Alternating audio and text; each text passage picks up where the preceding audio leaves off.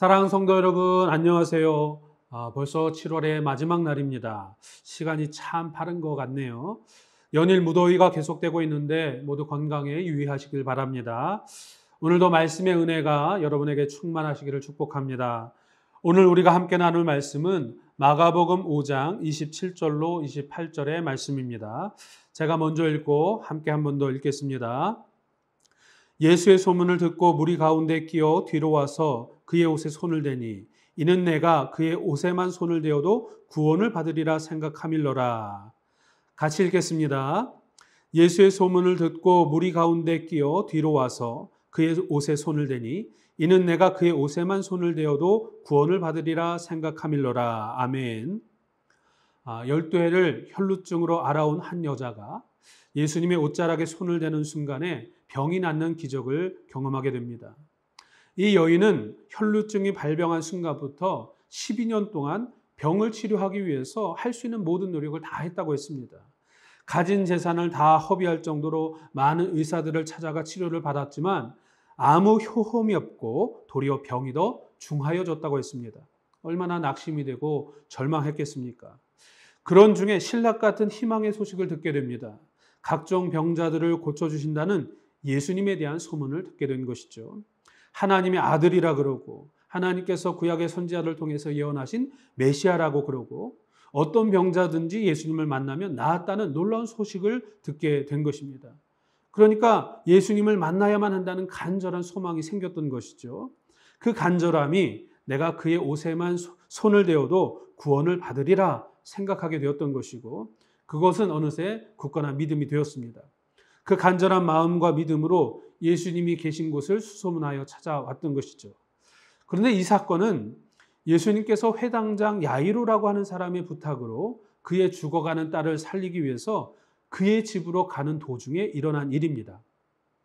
마가복음 5장 23절에 보면 회당장 야이로라고 하는 사람이 죽어가는 딸을 살려달라고 예수님 앞에 엎드려 간청합니다. 내 어린 딸이 죽게 되었사오니 오셔서 그의 위에 손을 얹으사 그로 구원을 받아 살게 하소서. 그래서 예수님이 회당장 야이로의 집으로 가는 길이었는데 이 12의 혈루증을 앓던 여인이 수많은 인파 속에서 몰래 예수님의 옷자락을 만지고 치유를 받게 되었던 것이죠. 30절 말씀을 보면 예수님은 그 능력이 자기에게서 나간 줄을 곧 아시고 가던 길을 멈춰 서셔서는 뒤를 돌아보시면서 누가 내 옷에 손을 대었느냐 그렇게 물으십니다. 그러자 치유받은 여인이 예수님 앞에 엎드려서 자신에게 일어난 모든 일에 대해서 이실직고 하죠. 그러자 예수님은 34절에서 딸아 내 믿음이 너를 구원하였으니 평안히 가라 내 병에서 놓여 건강할지어다 라고 말씀하시며 이 여인을 돌려보내십니다. 그런데 이렇게 예수님이 지체하는 사이에 야이로의 딸이 숨졌다는 그런 소식을 듣게 됩니다. 이때 회당장 야이로의 마음이 얼마나 아프고 낙심이 되었을까요? 그런데 예수님은 두려워하지 말고 믿기만 하라 말씀하십니다. 하지만 예수님과 회당장 야이로가 집에 도착했을 때는 이미 장례 절차가 진행 중에 있었습니다. 곡하는 자들이 와서 곡을 하고 있었습니다.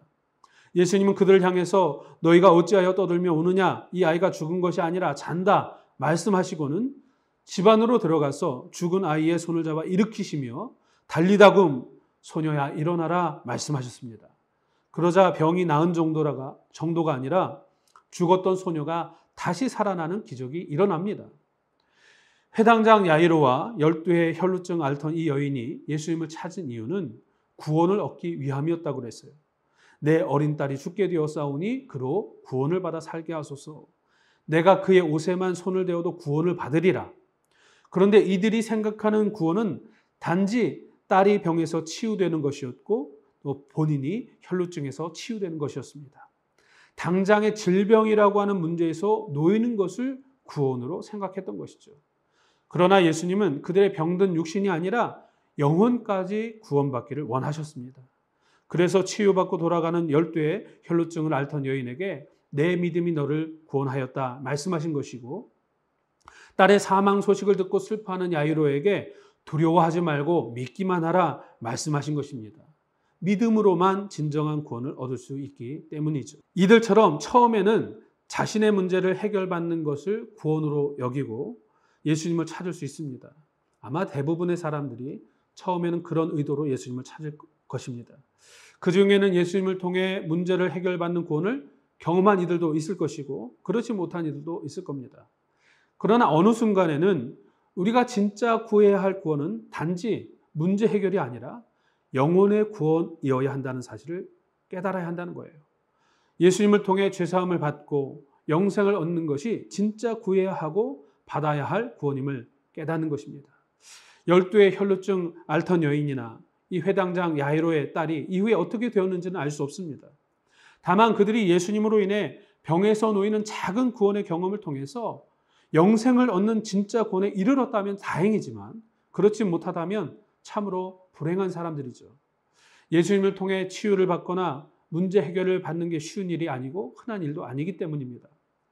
문제 해결이라고 하는 작은 구원을 경험하든 안 하든 중요한 것은 예수님을 통해서 얻어야 할 진정한 구원은 죄사함을 받고 영생을 얻어 영원한 하나님 나라에 이르는 것입니다.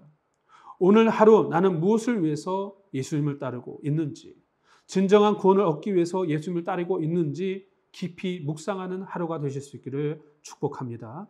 기도하겠습니다.